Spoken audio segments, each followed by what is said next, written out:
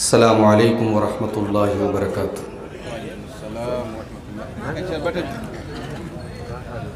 الحمد للہ نحمده ونستعینه ونستغفره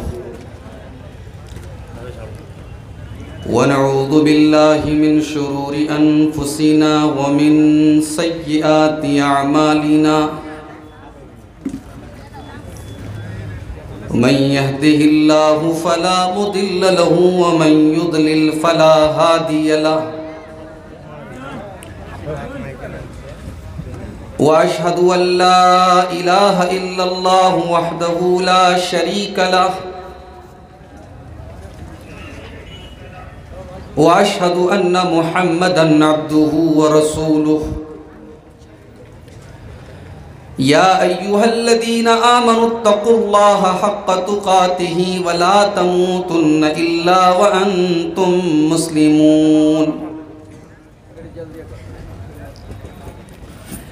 يا أيها الناس اتقوا ربكم الذي خلقكم من نفس واحدة وخلق منها زوجها وبث منهما رجالا كثيرا ونساء واتقوا الله الذي تساءلون به والأرحام إن الله كان عليكم رقيبا يا أيها الذين آمنوا اتقوا الله وقولوا قولا سديدا يصلح لكم أعمالكم ويغفر لكم ذنوبكم ومن يطع الله ورسوله فقد فاز فوزا عظيما أما بعد فإن خير الحديث كتاب الله وخير الهدي هدي محمد صلى الله عليه وسلم وشر الأمور محدثاتها وكل محدثة بدعة وكل بدعة ضلالة وكل ضلالة في النار۔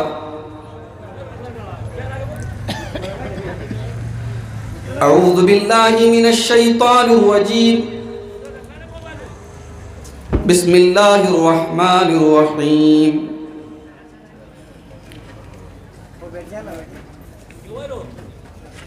یا ایہا الذین آمنوا قوا انفسکم واہلیکم نارا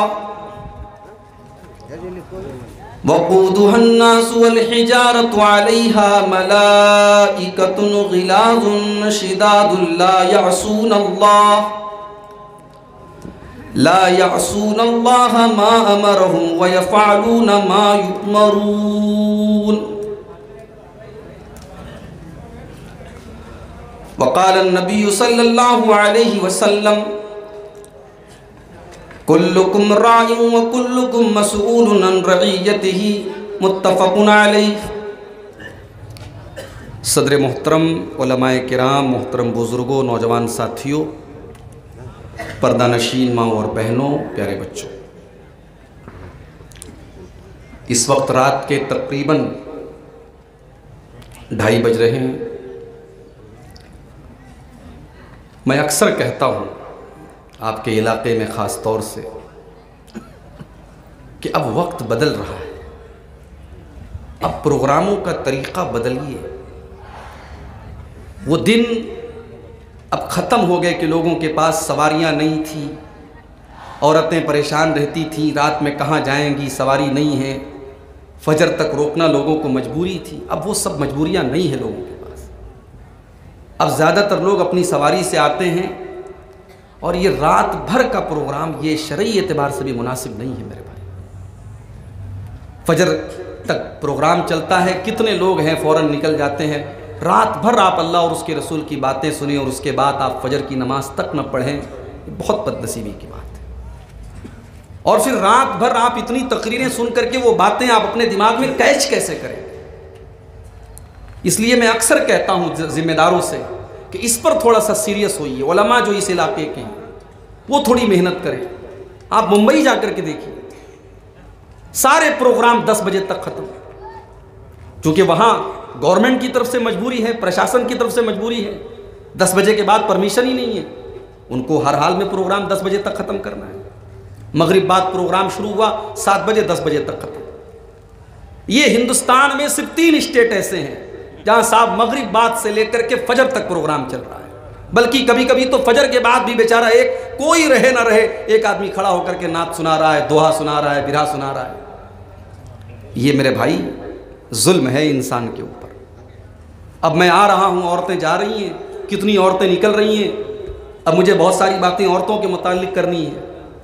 اب ظاہر ہے بات میں آدمی ریکارڈنگ سن لے وہ الگ بات ہے, پروگرام کے اندر ڈائریکٹ کوئی بات سننا اس کی ایک الگ بات ہوتی ہے. تو تھوڑا تھوڑا سبین آگو آؤ, تھوڑا سا آگے آ جائیے آپ لوگ, اور مجلس کا سکون برقرار رکھیے. اللہ تعالی ہم سب کو کہنے سننے سے زیادہ عمل کی توفیق عطا فرمائے. یہ سب کیا پورا فاقہ پڑا ہوا ہے؟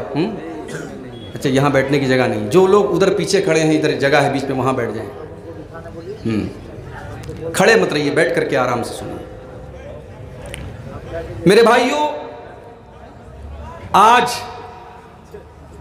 میں جس موضوع پر آپ کے سامنے کچھ خطاب کرنا چاہتا ہوں بڑا ہی اہم موضوع ہے, اور ہم میں سے ہر انسان سے اس کا سمبند ہے, ریلیشن ہے. کیونکہ ہم میں سے کبھی بھی ہو, کبھی گرمی بھی ہو, ان تمام چیزوں کا مکسچر یہ گھر کہلاتا ہے. اور آج ہم اسی گھر کی اصلاح کے تعلق سے کچھ باتیں آپ کے سامنے رکھیں. ہم کیوں گھر کی اصلاح کی بات کر رہے ہیں؟ کیونکہ اللہ نے قرآن میں ہمیں اپنے گھر والوں کی اصلاح کا حکم دیا. جو آیت کریمہ میں نے آپ کے سامنے پڑھی ہے 28ویں پارے کی سورہ تحریم کی آیت نمبر 6, اس آیت میں اللہ تعالیٰ نے ہمیں اور آپ کو اپنی فیملی اور اپنے گھر کی اصلاح کرنے کا حکم دیا. یا ایھا الذین آمنوا قوا انفسکم واہلیکم نارا, اے ایمان والو تم اپنے آپ کو بھی جہنم کی آگ سے بچاؤ اور اپنے گھر والوں کو بھی جہنم کی آگ سے بچاؤ. اپنے اہل و عیال کو, اپنی فیملی کو, اپنے پریوار کو بھی جہنم کی آگ سے بچاؤ. جہنم کی آگ کیسی ہوگی؟ فرمایا وقودها الناس والحجارہ, جہنم کی آگ کا ایندھن انسان اور پتھر ہوں گے. لکڑی نہیں ہوگی, کوئلہ نہ ہوگا, ڈیزل نہ ہوگا, پیٹرول نہ ہوگا. جہنم کی آگ اگر جلے گی تو انسانوں سے جلے گی, پتھروں سے جلے گی.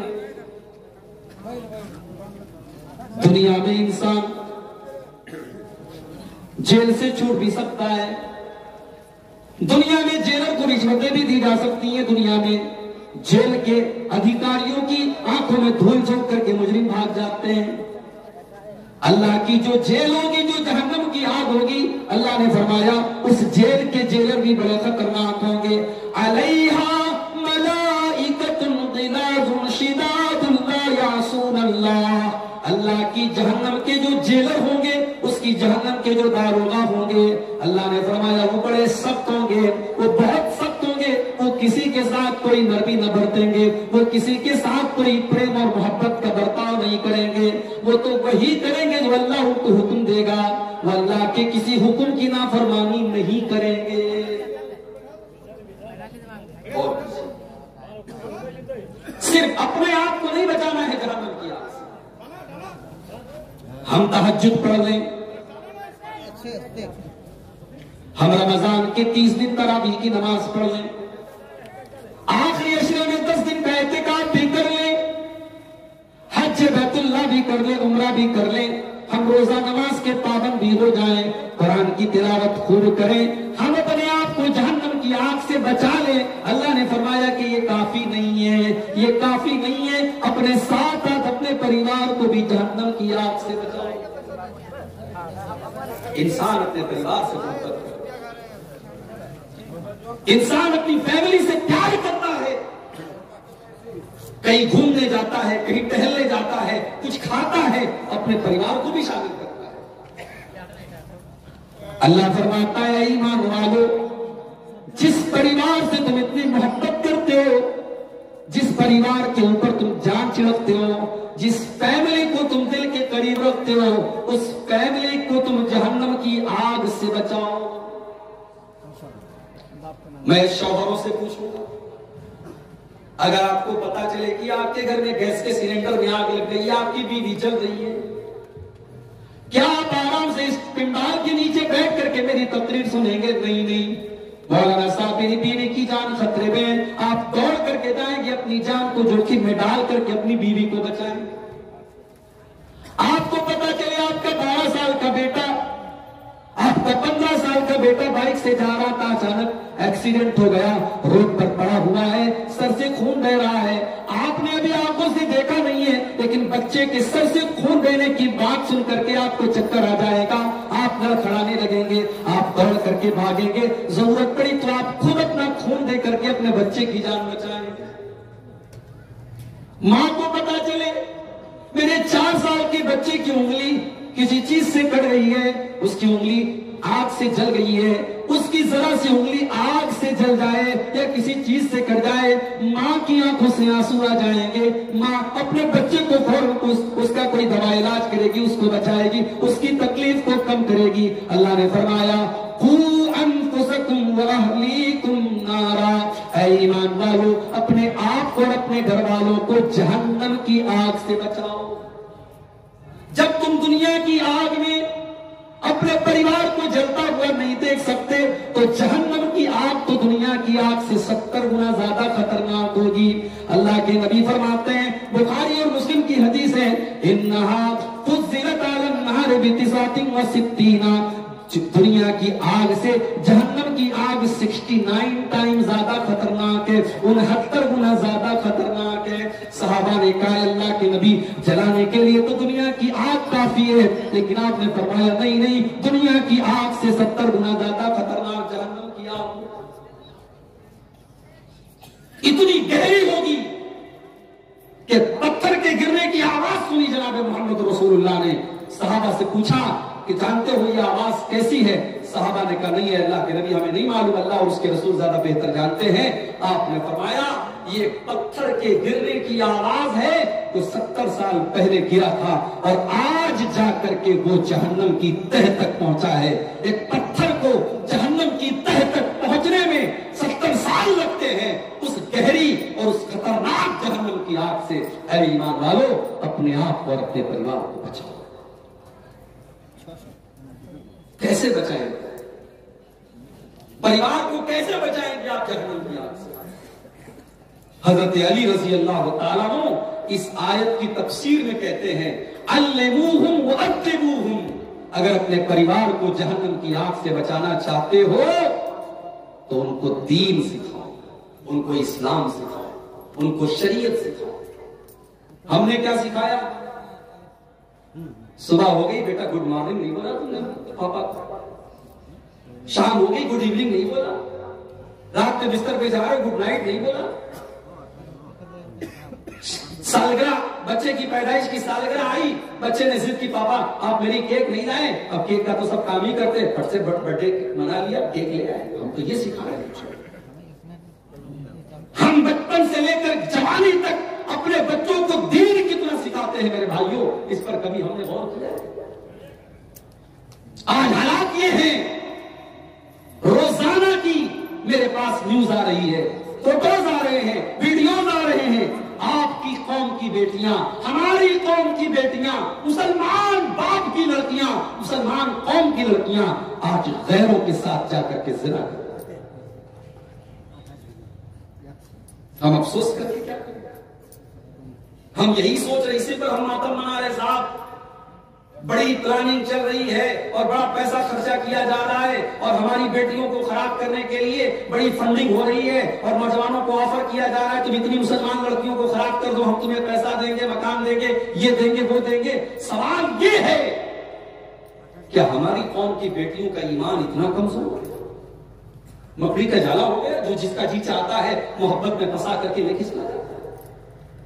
یہاں تک میں نے خبریں دیکھی، مسلمان لڑکی ہے، غیر مسلم نے اس سے عشق اور محبت کا چال چلی، اس کے ساتھ زنا کیا، اور اتنا ہی نہیں، زنا کے دوران اس لڑکی کے منہ سے اس نے اللہ کو گالیاں دلوائی، رسول اللہ کو گالیاں، اس کا ویڈیو بنایا۔ کتنی مسلمان لڑکیاں ہیں ان کے ساتھ زنا کرتی ہیں، وہ ویڈیو بناتے ہیں، بلیک میل کرتے ہیں، پھر اس کا دھرم پریورتن کرواتے ہیں، اس کے بعد وہ اسلام چھوڑ کر کے مرتد ہو جاتی ہیں۔ کتنی ایسی لڑکیاں ہیں مرتد ہو گئی، اسلام چھوڑ دیا، 1 سال اس کے ساتھ رہی، 6 مہینے اس کے ساتھ رہی، من بھر گیا، دوسرے کو بیچ دیا اس نے۔ کتنی ایسی لڑکیاں ہیں اس کے ساتھ اس نے شادی کی، اس کا دھرم پریورتن کروایا، اسلام سے نکالا، اس کو لے کر کے گیا، 1 سال رکھا، 1.5 سال رکھا، اس کے بعد گلا کاٹ کے مار ڈالا۔ افسوس ہوتا ہے ہماری قوم کی بیٹیاں کہاں جائیں۔ یا ایھا الذین آمنوا قوا انفسکم واہلیکم نارا، اے ایمان والو اپنے آپ کو اور اپنے پریوار کو جہنم کی آگ سے بچاؤ۔ آپ نے اپنی لڑکیوں کو اعلیٰ تعلیم کو دلوا دی، گریجویشن کو کروا دیا، انٹر کو کروا دیا، موبائل کو اس کو آپ نے تھما دیا، انسٹاگرام چلانا آپ نے سکھا دیا، واٹس ایپ چلانا آپ نے سکھا دیا، مگر آپ نے اپنی بیٹی کو ایمان کی اہمیت نہ سکھائی، آپ نے اپنی بیٹی کو اسلام کا مقام نہ بتایا، آپ نے اپنی بیٹی کو توحید کے بارے میں نہ بتایا، آپ نے اپنی بچیوں کو، آپ نے اپنی بیٹیوں کو اسلام کے بارے میں کچھ بھی نہیں بتایا۔ آج کتنے گاؤں ہیں جھارکھنڈ کے اندر، کتنے گاؤں ہیں جھارکھنڈ کے اندر جہاں عید کی نماز میں اہل حدیثوں کے یہاں عید کی نماز میں عورتوں کا انتظام نہیں ہے۔ عبدالغفار صاحب کی باتیں آپ کو کڑوی لگ سکتی ہیں، آپ علی مرتضیٰ فیضی صاحب سے جا کر کے پوچھ لیجئے، جائیے آپ عبدالرحمن فیضی صاحب سے جا کر کے پوچھ لیجئے، آپ کے علاقے کے بہت بڑے عالم دین مولانا عبدالعزیز حقانی صاحب جو اس وقت بہت بیمار ہیں، ان کے حق میں دعا کیجیے، اللہ ان کو شفائے کاملہ عاجلہ عطا فرمائے۔ آپ ان علماء سے، ان مفتیوں سے سوال کیجئے، مولانا عید کی نماز میں عورتوں کو لے جانا کیسا ہے؟ جواب ملے گا بہت ضروری ہے، بہت زیادہ تاکید ہے، اتنی تاکید ہے۔ نبی نے فرمایا اگر عورت پیریڈ میں ہے تب بھی عید نہ جائے۔ مسجد میں تو نہیں لے کے آتے نا پیریڈ، حرام ہے اکثر علماء کے نزدیک، لیکن عیدگاہ میں جائے گی، نماز سے الگ رہے گی، لیکن سال میں ایک بار امام جو دعا کر رہا ہے ساری امت کے لیے اس دعا میں شامل ہوا۔ پوچھا گیا اللہ کے نبی ایک عورت کے پاس چادر نہیں ہے کیا کرے گی؟ آپ نے فرمایا اپنی پڑوسی سے چادر لے لے، اپنی سہیلی سے چادر لے لے، لیکن عیدگاہ میں ضرور جائے۔ اور لوگوں تم کس چیز کے لیے حدیث ہو، تم کس چیز کے قرآن و حدیث پر چلنے والے ہو؟ اگر تمہاری عیدگاہ کی نماز میں تم نے عورتوں کے لیے انتظام نہیں کیا، آپ نے اپنی عورتوں کو عید اور بقرعید کی نماز کی اتنی بڑی خوشی سے محروم رکھا، تو کس بات کے اہل حدیث ہیں؟ اگر یہ انتظام آپ نہیں کر سکتے تو ایسے اہل حدیثوں کو چلو بھر پانی میں ڈوب مرنا چاہیے۔ ابھی ہمارے بنارس سے تقریباً 150 کلومیٹر دور ایک علاقہ ہے بار، غازی پور کے اندر ایک گاؤں ہے بار، اور پڑھا لکھا گاؤں ہے، زیادہ تر لوگ وہاں سرکاری جاب میں ہیں، پولیس میں ہیں، آرمی میں ہیں۔ رمضان کے پہلے ایک میرا پروگرام ہوا، مجھے لوگوں نے کہا مولوی صاحب تھوڑا سا اس پر بھی بول دیجئے گا، ہمارے عیدگاہ میں عورتوں کا انتظام نہیں ہوتا، بہت بڑی عیدگاہ ہے لیکن عورتوں کے لیے انتظام لوگ نہیں کرتے۔ میں نے 1 گھنٹہ تقریر، 1 گھنٹہ تقریر میں آدھا گھنٹہ میں اسی ٹاپک پر بولا کہ آپ عورتوں کو عیدگاہ لے کے کیوں نہیں جاتے؟ جوش پیدا ہو گیا نوجوانوں۔ تقریر ختم کر کے اترا، نوجوانوں نے کہا مولوی صاحب آپ نے بہت اچھا بولا، اب ہم محنت کریں گے، انشاءاللہ اس بار عید کی نماز ہماری عورتیں بھی پڑھیں گی۔ رمضان میں ساؤتھ میں گیا تھا، آندھرا پردیش میں تھا، میرے پاس کال آیا مولوی صاحب ہمارے یہاں کمیٹی کے لوگ تیار ہو گئے ہیں، عید کی نماز ہوگی، مگر نوجوانوں نے کنڈیشن رکھ دی عبدالغفار صاحب پڑھائیں گے تب ہم پڑھیں۔ میں نے کہا بھائی مجھے میری گردن کیوں پھنسا رہے ہو بھائی، مجھے بھائی بہنوں کے ساتھ پڑھنے تو، ماں باپ کے ساتھ پڑھنے تو نہیں، مولوی صاحب آپ پڑھائیں گے تب ہم پڑھیں گے۔ بڑا برا پھنس گیا، گھر میں مشورہ کیا، دوستوں سے مشورہ کیا، لوگوں نے کہا اگر آپ کے جانے سے ایک زمانے سے وہاں عورتیں نماز نہیں پڑھ رہی، اگر آپ کے جانے سے پڑھ لیتی ہیں، جب تک پڑھتی رہیں گی آپ کو ثواب ملتا رہے گا، آپ چلے جائیں۔ تیار ہو گیا، میں نے کہا ٹھیک ہے صاحب میں آؤں گا۔ 1 ہفتے کے بعد میسج آیا مولوی صاحب ہمارے یہاں کے بوڑھے لوگ تیار نہیں ہو رہے. انہوں نے کہا نہیں, جو کام کبھی نہیں ہوتا آیا ہے ہم نہیں ہونے دیں گے. میرے بزرگوں, مجھے یہ کہنے کی اجازت دیجئے کہ کہیں کہیں آپ کی وجہ سے بھی معاملہ خراب, کہیں کہیں نوجوان جب صحیح راستے پر چلتا ہے تو یہ بزرگ بجائے اس کے حوصلہ افزائی کرنے کے اس کے راستے کا روڑا بن جاتے ہیں, اور یہ بزرگ کہتے ہیں صاحب یہ کام ہمارے زمانے میں کبھی نہیں ہوا. ضروری نہیں ہے کہ آپ کے زمانے میں کوئی کام نہیں ہوا ہے تو وہ غلط تھا. دیکھا یہ جائے گا کہ یہ کام قرآن کے مطابق ہے کہ نہیں, یہ کام حدیث کے مطابق ہے کہ نہیں, یہ کام رسول اللہ کی شریعت اور سنت کے مطابق ہے. نہیں ہونے دی وہاں عورتوں کی نماز. لوگوں نے معذرت کر لی, نوجوانوں نے کہا کہ ہم بوڑھوں سے بزرگوں سے ہم پنگا نہیں لے سکتے, ہمارے یہاں کے سارے بزرگ اڑ گئے کہ نہیں صاحب ہم ہونے نہیں. کتنی آپ کے اہل حدیثوں کی بستیاں ہیں, عید کی نماز میں عورتوں کا انتظام نہیں. ایسا بھی نہیں جناب بڑے غریب لوگ ہیں, پیسے والے لوگ ہیں, کروڑ پتی لوگ ہیں, ہر دوسرے گھر میں 4 ویلر موجود ہے, مگر عیدگاہ میں عورتوں کے لیے ارینجمنٹ نہیں ہے. نہیں ہو رہا, نہیں کر رہے. کیوں نہیں کر رہے؟ آج تو بیچارے ان مولویوں کی زبان بھی چلنے لگی ہے جو کل تک فتوا دیتے تھے. آپ کے بہار کا ایک مولوی, اس نے آج سے تقریباً 10-15 سال پہلے ایک تقریر میں کہا تھا کہ وہابیوں, اہل حدیثوں, تم بار بار کہتے ہو کہ عورتوں کو مسجد میں بھیجو, تم اپنی عورتوں کو ہماری مسجد میں بھیجو, ہم 9 مہینے بعد تم کو رزلٹ دکھا دیں گے. اتنی بے حیائی اور اتنی گندی زبان ایک مولوی نے استعمال. آج ان مولویوں کی زبان بھی چلنے لگی ہے. مسلم پرسنل لا بورڈ کا بیان آنے لگا ہے کہ اگر پردے کا انتظام ہے تو مسجد میں عورتوں کے لیے بھی انتظام ہونا چاہیے, کیونکہ اب زمین کھسک رہی ہے نیچے سے. اب احساس ہو رہا ہے کہ اگر عورتیں مارکیٹ جا سکتی ہیں, شاپنگ مال جا سکتی ہیں, گھومنے پھرنے جا سکتی ہیں, تو پھر وہ مسجد میں کیوں نہیں جا سکتی ہیں. جمعہ کی نماز میں آدھا گھنٹے کی تقریر مولوی صاحب محنت سے تیار کر کے آتے ہیں, کیا اس آدھا گھنٹے کی تقریر کو مردوں کو ہی سننے کی ضرورت ہے کہ عورتوں کو سننے کی ضرورت نہیں ہے؟ آپ تو ماشاءاللہ کار چلاتے ہوئے بھی تقریر سن لیتے ہیں, آپ تو دکان پہ بیٹھے ہیں, کان میں ایئر فون لگایا ہے, آپ نے سن لیا. عورتیں بیچاری تو گھر میں بیٹھ کے سیریل دیکھ رہی ہیں, ٹی وی دیکھ رہی ہیں, فلمیں دیکھ رہی ہیں. اگر ان کو دین کی باتیں سننے کا اگر موقع مل رہا ہے میرے بھائیوں, تو آپ کو کوئی حق نہیں ہے کہ ان سے محروم کریں. اپنی مسجدوں پر عورتوں کا ارینجمنٹ کراؤ. کوئی مسجد ایسی نہیں ہونی چاہیے جس میں عورتوں کا انتظام ہو. کوئی عیدگاہ ایسی نہیں ہونی چاہیے جہاں عید اور بقرعید کی نماز میں عورتوں کا انتظام ہو. اگر بچانا ہے اپنی قوم کو لو ٹریپ سے, اگر بچانا ہے اپنی قوم کی بیٹیوں کو ارتداد کے فتنے سے, تو اپنی قوم کی بیٹیوں کو اسلام بتاؤ, اسلام سکھاؤ. اور کیسا اسلام سکھاؤ؟ ہمارے یہاں لڑکیوں کی تعلیم, دینی تعلیم کے نام پر کیا ہوتا ہے, مولوی صاحب کو بلا لیا, قرآن پڑھا دیا, ہو گیا. رٹو طوطے کی طرح اس نے قرآن پڑھ دیا. قرآن کا مطلب کیا ہے, قرآن کیا کہتا ہے, اس سے کوئی مطلب نہیں ہوتا رٹو طوطے کی طرح قرآن پڑھ. دینی تعلیم سکھاؤ. کم سے کم اتنی تعلیم اپنی بیٹیوں کو دے دو, وہ اللہ تعالیٰ کی توحید کو سمجھ لیں, وہ اللہ کے رسول کی رسالت کو سمجھ لیں, وہ نماز کا طریقہ سمجھ لیں, وہ وضو کا طریقہ سمجھ لیں, وہ غسل کا طریقہ سمجھ لیں, وہ توحید کی اہمیت سمجھ لیں, وہ شرک کی خطرناکی سمجھ لیں. ان کو ایمان کی محبت ان کے دلوں میں پیدا ہو جائے, وہ کل مرنے کے بعد قبر کے اندر منکر نکیر کے سوالوں کا جواب دے دیں. اتنا تو سکھا دو اپنے قوم کی بیٹی.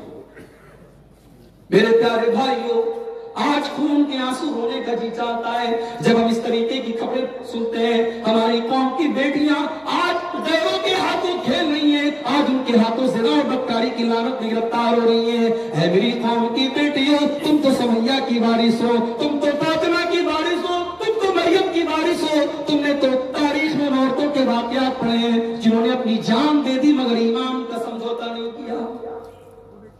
میری پیاری ماں بہنوں, کیا آپ نے سمیہ کی داستان نہیں پڑھی؟ کیا آپ نے سمیہ کے بارے میں نہیں پڑھا؟ سمیہ کو ابو جہل نے باندھ دیا, سامنے جوان بیٹے کو باندھ دیا, سامنے شوہر کو باندھ دیا, اور سمیہ سے کہا, اے سمیہ اگر تو نے اسلام کو نہیں چھوڑا, اگر تو نے محمد کا دین نہیں چھوڑا, اے سمیہ تیرے جوان بیٹے کے سامنے تجھے ننگا کر دیں گے, تجھے برہنہ کر دیں گے, تیرے بدن سے کپڑے اتار دیں گے. ہائے ہائے, ایک ماں کے یہ کتنی بڑی اذیت کی بات ہے, یہ کتنی بڑی تکلیف تکلیف کی بات ہے ایک ماں کو اس کے جوان بیٹے کے سامنے ننگا کر دیا جائے، مگر اے سمیہ تیرے ایمان کا کیا کہنا، اے سمیہ تیری استقامت کا کیا کہنا؟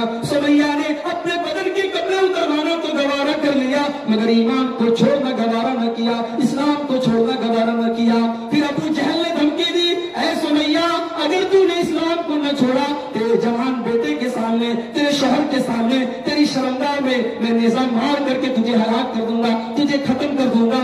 سمیہ نے اس بے رحمی اور اس ظالمانہ طریقے سے شہید ہو جانا گوارا کر لیا، مگر اسلام سے کوئی کمپرومائز کرنا گوارا نہ کیا۔ ہم اس قوم کی وراثت ہے ہمارے، اور آج ہماری قوم کی بیٹیوں کو ہمیں سمجھانا پڑ رہا ہے، عشق اور پیار کے نام پر تمہیں کہیں پھنسنے کی ضرورت نہیں ہے، تمہیں اسلام کو چھوڑنے کی ضرورت نہیں ہے، ہمیں بتانا پڑ رہا ہے۔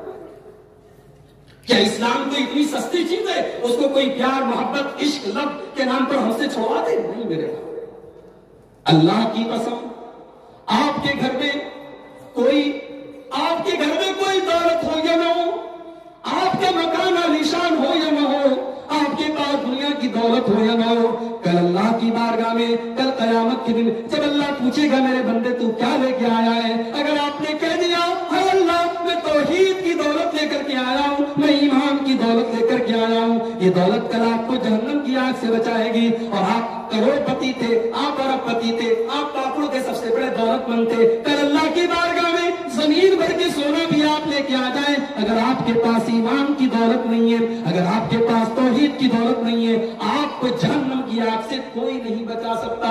اللہ نے فرمایا ان الذین کفروا وماتوا وهم کفار فلن يقبل من احدهم ملء الارض ذهبا، جو لوگ ایمان کے بغیر دنیا سے چلے گئے کل اگر وہ زمین بھر کے سونا بھی لے آئیں فلن يقبل من احدهم ملء الارض ذهبا، زمین بھر کے سونا لا کر کے بھی وہ جہنم کی آگ سے نہیں بچ سکتے۔ اپنی قوم کی بیٹیوں کو بچاؤ۔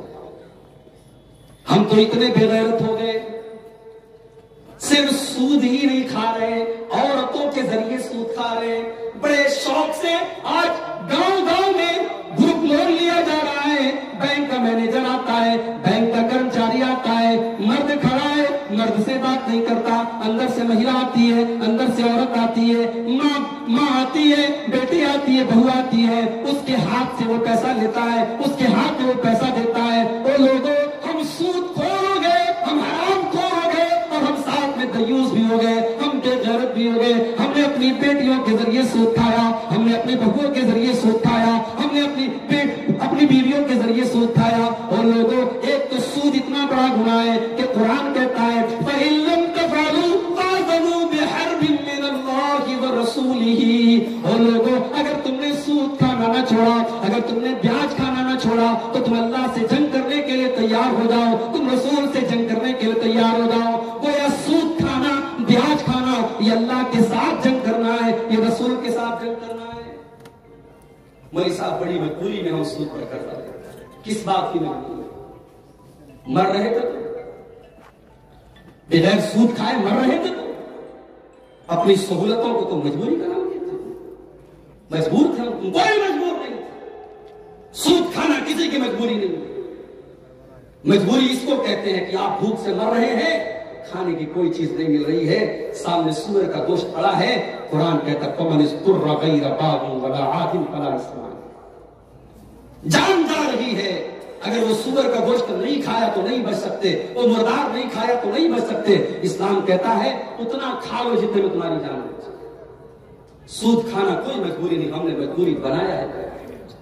اور یاد رکھو جب ایک مرتبہ آپ کے گھر میں سود کی لعنت آ گئی، پھر اس کی منحوسیت آپ کے گھر میں ایسی محسوس ہوگی، نہ گھر میں چین ہوگا نہ سکون ہوگا۔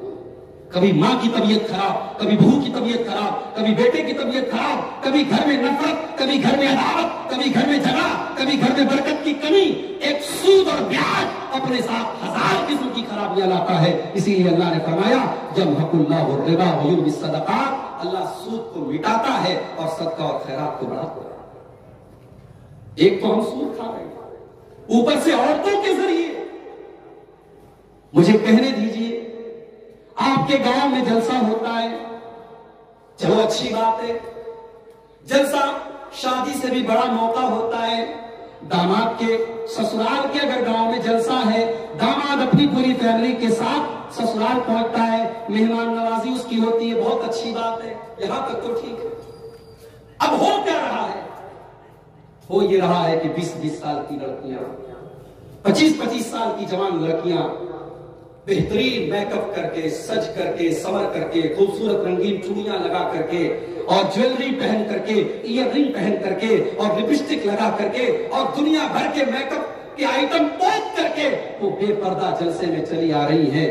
معاف کیجیے میرے بھائی، اسی کو شریعت میں بے حیائی کہا گیا، اسی کو شریعت میں بے حیائی کہا گیا ہے.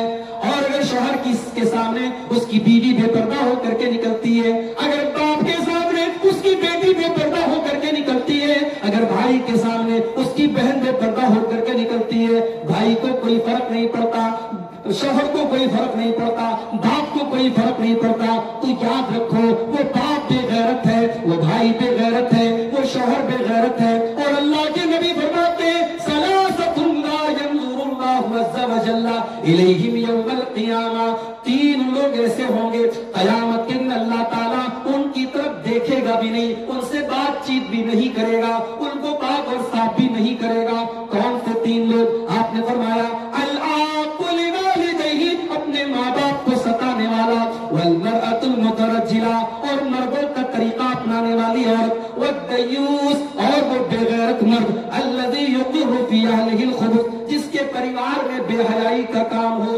بدکاری کا کام ہو، اور اس کو کوئی فرق نہ پڑے. یہ بے غیرتی ہے، یہ دیوسیت ہے کہ آپ کے گھر میں گروپ لون لیا جا رہا ہے اور آپ کے گھر کی عورتیں بینک کے مینیجر سے اور بینک کے کرمچاری سے. اسلام تو یہاں تک تعلیم دیتا ہے. آپ کے گھر کی عورت تاکڑ مارکیٹ میں جاتی ہے، آپ کے گھر کی عورت ہرنپور کی مارکیٹ میں جاتی ہے، چوڑی کی دکان پر پہنچی، جویلری کی دکان پر پہنچی، اب دکاندار سے بات کرنا ہے. قرآن کہتا ہے فَلَا تَخْضَعْنَ بِالْقَوْلِ فَيَطْمَعَ الَّذِي فِي قَلْبِهِ مَرَضٌ. اے مسلمان، اور جب تو کسی اجنبی مرد سے بات کرے، جب تو کسی پرائے مرد سے بات کرے، تو تیرے انداز میں دل لچک نہیں ہونی چاہیے، تیری آواز میں مٹھاس نہیں ہونی چاہیے، تیرے انداز میں کڑکپن ہونا چاہیے، تیرا انداز کٹھور ہونا چاہیے. فَيَطْمَعَ الَّذِي فِي قَلْبِهِ مَرَضٌ، کہیں ایسا نہ ہو دکاندار کے دل میں آپ کے بارے میں غلط خیال پیدا ہو جائے. کبھی کبھی ایک رانگ نمبر پر کوئی کال جاتی ہے، اور وہ رانگ نمبر کی کال سے جب ایک عورت پیار اور محبت سے بات کرتی ہے تو وہ زناکاری اور بدکاری پر جا کر کے ختم ہوتی ہے. ایک عورت کا کسی پرائے مرد سے مٹھاس کے ساتھ بات کرنا، یہ بھی کبھی کبھی بہت بڑے خطرے کا سبب ہے. اس لیے اسلام نے یہ تعلیم دی کہ خبردار کسی غیر مرد کے ساتھ لچک کے ساتھ بات. شوہر کے ساتھ کبھی اتنی محبت سے بات کرو، شوہر سے ہمیشہ ڈانٹ کے بات کرو. کیا جی تیل نہیں لائے، آٹا نہیں لائے، ہمیشہ غصے میں بات کیا. اور دکان پر جا کر کے بیچاری اتنی میٹھی آواز میں بولی جیسے سارا شہر اس کی زبان میں اتار. یہ غلط ہے میری پیاری ماں اور بہن. جو حق آپ کے شوہر کا ہے وہ حق آپ دوسروں کو دے رہے ہیں. شادی میں جانا ہے سجتی ہے، کہیں گھومنے پھرنے جانا ہے سنورتی ہے، جلسے میں جانا ہے دنیا بھر کا میک اپ کرتی ہے. اور شوہر جب گھر میں آتا ہے تو اسے صاف سون جاتا ہے، یہی پرانا کپڑا پہن کر کے، یہی پسینے کی بدبو، یہی سالن کی مہک، یہی پسینے کی مہک. شوہر بیچارہ قریب بھی آتے ہوئے ڈرتا ہے کہ اس کے اندر سے تو کچن کی مہک آ رہی ہے. اللہ کے نبی سے پوچھا گیا اے اللہ کے نبی کون سی عورت سب سے بہترین عورت ہے؟ آپ نے فرمایا التی تسرہ اذا نظر، جب شوہر دیکھے تو خوش ہو جائے. زمانے کو نہیں خوش کرنا ہے، شوہر کو خوش کرنا ہے. اور مسئلہ یاد رکھو، یہ جو ٹائٹ لیگنگ ہمارے یہاں پہنی جاتی ہے، یاد رکھو میری پیاری ماں اور بہنوں، ٹائٹ لیگنگ پہننا جس سے آپ کے جسم کا بالکل پیر کا پورا شیپ نظر آ رہی ہے اور پیچھے سے عورت کی پوری کمر نظر آ رہی ہے، ایسی لیگنگ پہننا عورت کے لیے جائز ہے. آپ کا پائجامہ ڈھیلا ہونا چاہیے. لیکن ہاں شوہر کے لیے عورت بند کمرے میں کچھ بھی پہن سکتی ہے، شوہر اور بیوی کے درمیان کوئی پرابلم. شریعت یہ کہتی ہے بیوی اپنے شوہر کو جس طریقے سے بھی رجھا سکتی ہے، آکرشت کر سکتی ہے، اٹریکٹ کر سکتی ہے، کھینچ سکتی ہے، اس کے لیے جائز ہے. شریعت نے کوئی پابندی نہیں لگائی ہے, کوئی لمٹ نہیں لگائی ہے. خوشبو لگا کر کے باہر نکلے گی تو اللہ کے نبی کہتے ہیں بدچلن ہے, شوہر کے لیے خوشبو لگائے گی ثواب ملے گا. یہاں تک اللہ کے نبی نے فرمایا, یہاں تک آپ نے فرمایا کہ اگر کوئی مرد اپنی بیوی کو کھلاتا اور پلاتا ہے تو اس پر مرد کو ثواب ملے گا. یاد رکھو, آپ مدرسے میں چندہ دے رہے بہت اچھی بات ہے, مسجدوں میں چندہ دے رہے بہت اچھی بات ہے, لیکن گھر میں بیوی بچوں پر جو خرچ کرتے ہیں اس پر بھی آپ کو ثواب ملے گا. اللہ کے نبی فرماتے ہیں انک لن تنفق نفقۃ تبتغی بها اجرا عند اللہ, اللہ کی رضا کے لیے جو تم خرچ کرو گے اس پر تمہیں ثواب ملے گا. حتی اللقمۃ التي تضعها في امرأتک, یہاں تک کہ اپنی بیوی کے منہ میں تم جو لقمہ ڈالو گے اس پر بھی تم کو ثواب ملے گا. تو بیوی بچوں کا خیال رکھو, وہ بھی ان کا حق ہے, اور بیوی کو یہ چاہیے کہ شوہر کو خوش کرے. وَتُطِيعُهُ إِذَا أَمَرَ, اور بہترین عورت کی نشانی یہ ہے کہ شوہر کوئی بات کہے تو مانے. اور تیسری نشانی وَلَا تُخَالِفُهُ فِي نَفْسِهَا وَمَالِهِ بِمَا يَكْرَهُ, اور شوہر کے مال کی حفاظت کرے اور اپنی آبرو کی حفاظت کرے. شوہر کا ATM کارڈ ہاتھ میں لگے, اب شاپنگ پر شاپنگ کرے, شوہر کا پرس ہاتھ میں لگے, اب پیسہ جتنا من چل رہا ہے نکال, نہیں. ہاں, اگر شوہر بیوی کی بچوں کی ضرورت کا بھی پیسہ نہ دے تو اس کے پرس میں سے آپ پیسہ اپنی ضرورت پر نکال سکتی ہیں. اب مجھے نہیں پتا کہ مرشد بھائی اور بڑھتا اللہ والے دوبارہ بلائیں گے کہ نہیں, مولوی صاحب آپ ہماری عورتوں کو چوری کرنا سکھا کے جا رہے ہیں, لیکن چوری کر سکتی ہے اگر شوہر کنجوس ہے. اگر شوہر کنجوس ہے, بیوی کا حق نہیں دے رہا ہے, بچوں کا حق نہیں دے رہا ہے. حضرت ابو سفیان کی بیوی حضرت ہندہ رضی اللہ تعالیٰ عنہ اللہ کے نبی کے پاس آتی ہے, اے اللہ کے نبی, میرے شوہر ابو سفیان بڑے بخیل ہیں, کنجوس ہیں, مجھے اور میرے بچوں کے خرچ کا پیسہ نہیں دے سکتے ہیں, اگر ان کو بتائے بغیر میں ان کا کچھ پیسہ لے لوں تو کیا میں لے سکتی ہوں؟ اللہ کے نبی نے فرمایا کہ تم اپنی ضرورت بھر لے سکتی ہو, ضرورت بھر, اپنے حق بھر بیوی شوہر کے مال میں سے پیسہ لے سکتی ہے. مگر یہ اتنا لیتی ہے کہ جب نوٹ بندی ہوئی تب راز پڑا. نوٹ بندی میں ایسے گڑے خزانے نکلے صاحب, 1-1 لاکھ روپیہ بیویوں نے چھپا کر کے نکالا. شوہر بیچارہ ماتھا پکڑ کے بیٹھے, اتنا پیسہ تم رکھی. شوہر بیچارہ قرضہ لے رہا ہے اور بیوی نے 1-1 لاکھ روپیہ جٹا کر کے رکھا ہے. بہرحال یہ بھی ہوتا ہے, عورتیں تھوڑا سیونگ کرنے والی ہوتی ہیں, ان کو پیسہ بچانے کا بھی تھوڑا شوق ہوتا ہے. کچھ کو بچانے کا شوق ہوتا ہے, کچھ کو اڑانے کا شوق ہوتا ہے. بہرحال اللہ کے نبی نے فرمایا کہ بہترین عورت کی نشانی یہ ہے کہ وہ اپنے شوہر کے مال کی حفاظت کرے اور اپنی آبرو کی حفاظت کرے. تو یہ حالات ہے میرے بھائی, بے غیرتی اور دیوسیت آج ہمارے سماج میں. تو ہم گھر کی اصلاح کریں.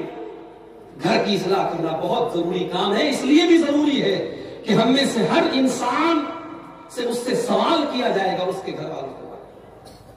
اللہ کے نبی فرماتے ہیں کلکم راع و کلکم مسئول عن رعیتہ, تم میں سے ہر انسان ذمہ دار ہے اور اس کی ذمہ داری کے بارے میں کل قیامت کے دن پوچھا جائے گا. فالرجل راع علی اہل بیتہ, انسان سے پوچھا جائے گا تیرے گھر والے کیا کرتے تھے, تیرا بیٹا رات میں 2-2 بجے تک کس سے باتیں کرتا تھا, تیری بیٹی کالج کے نام پر 3-3 گھنٹے گھر سے غائب رہتی تھی, تو نے پوچھا کیوں نہیں, تو نے نظر کیوں نہیں رکھی. ماں سے پوچھا جائے گا تیری جوان بیٹی کے پاس تو نے موبائل دلایا نہیں, موبائل آ گیا, تو نے پرس دلایا نہیں, پرس آ گیا, تو نے ریچارج کرایا نہیں, ریچارج ہو گیا, کہاں سے آیا, تو نے اپنی بیوی بیٹی سے سوال کیوں نہ کیا. ماں سے پوچھا جائے گا بچیوں کے بارے میں, باپ سے پوچھا جائے گا بیٹوں کے بارے میں, انسان سے پوچھا جائے گا پوری فیملی کے بارے میں. آپ کی تہجد آپ کو اس سوال سے نہیں بچاتا. ہمارا اعتکاف, ہماری تراویح, ہمارا روزہ, ہمارا حج, ہمارا عمرہ ہمیں اس سوال سے نہیں بچا پائے گا. اللہ پوچھے گا کہ تجھے ہم نے اولاد جیسی نعمت دی تھی. اولاد بہت بڑی نعمت بھی ہے اور بہت بڑی امانت بھی ہے آپ کے کندھوں پر. اللہ پوچھے گا کہ تو تہجد پڑھ رہا تھا اور تیرا بیٹا رات کو رنگرلیاں منا رہا تھا, تو رات میں اللہ کی بارگاہ میں رو رہا تھا اور تیری بیٹی اپنے عاشق کے ساتھ باتیں کر رہی تھی, تو نے اپنے گھر والوں کی کیسی اصلاح کی, تو نے کیسی تربیت کی. اللہ سوال کرے. اسی لیے اللہ کے نبی فرماتے ہیں ما من عبد یسترعیہ اللہ رعیۃ ثم يموت يوم يموت وهو غاش لرعيته الا حرم الله عليه الجنہ. جس انسان کے اوپر اللہ تعالیٰ نے کوئی ذمہ داری ڈال دی اور اس نے اپنی ذمہ داری کا حق ادا نہیں کیا. آج تو لڑائی ہوتی ہے, ہم کو ناظم کیوں نہیں بنایا, ہم کو مسجد کا متولی کیوں نہیں بنایا, مدرسے کا سیکریٹری ہم کو کیوں نہیں بنایا, اتنا شوق کیوں ہے بھائی. اچھا یہ بھی کہتے ہیں مجھے کوئی لالچ نہیں ہے, متولی صاحب کہتے ہیں بھائی مجھے کوئی لالچ نہیں ہے, لیکن دوسرے کو متولی بنا تو متولی صاحب کا دماغ خراب ہو جاتا ہے. جب تمہیں لالچ نہیں تو تمہارا دماغ کیوں خراب ہوگا. یہ عہدے, یہ کرسیاں, یہ بہت بڑی امانت ہے میرے بھائی. اگر آپ نے اس کا حق ادا نہیں کیا تو اللہ کے نبی کتنی سخت بات بول رہے ہیں. اگر آپ نے اپنی ذمہ داری کا حق ادا نہیں کیا الا حرم اللہ علیہ الجنہ, اس انسان پر جنت حرام ہو جائے گی. اگر ایک مدرسے کا سیکریٹری مدرسے کی رقم کھا رہا ہے, بے ایمانی کر رہا ہے, ایک مسجد کا متولی مسجد کے چندے میں خود بت کر رہا ہے, ایک علاقے کا ذمہ دار اگر اپنے عہدے کے ساتھ انصاف نہیں کر رہا ہے, نبی کے الفاظ ہیں جنت اس کے اوپر حرام ہو جائے گی.